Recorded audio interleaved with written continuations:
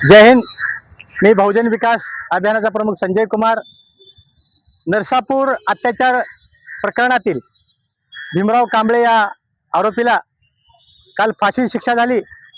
हा खटला 52 दिवसामध्ये निकाली काढण्यात आला। मी बहुजन विकास अभियानाच्या वतीने प्रथमतः न्यायालयाच्या निकालाचं व पोलीस प्रशासनाचं हार्दिक अभिनंदन करतो, कारण ही घटना अत्यंत दुर्दैव होती। एका चिमुकलीवर अत्याचार करून तिला शेणामध्ये पुरून ठेवण्याचं काम या भीमराव कांबळेने केलं होतं।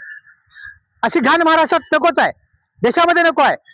भीमराव कांबळेसारखे जे कोणी घाण असतील त्यांना तात्काळ फाशी झाली पाहिजे। महाराष्ट्रामध्ये देशामध्ये अशा चिमुकलीवर अन्याय अत्याचार करणारा थारा कधी देऊ नये, सरकारने देऊ नये, न्यायालयाने देऊ नये। ही फाशी शिक्षा अत्यंत थोड्या काळामध्ये झाल्यामुळं आता येणाऱ्या भविष्यात जे आरोपी आहेत त्यांना देखील वचक बसणार आहे आणि चिमुकलीचे अत्याचार होणार आहेत ते थांबणार आहेत। कारण समाजामध्ये अशा अत्याचार करण्याला वचक राहिला नव्हता आणि तात्काळ फाशी शिक्षा झाल्यामुळे समाजामध्ये एक वचक निर्माण होईल आणि पीडिताला न्याय मिळण्याचे काम होईल। हे मी आज तुमच्या माध्यमातून जाहीर करतो। जय हिंद।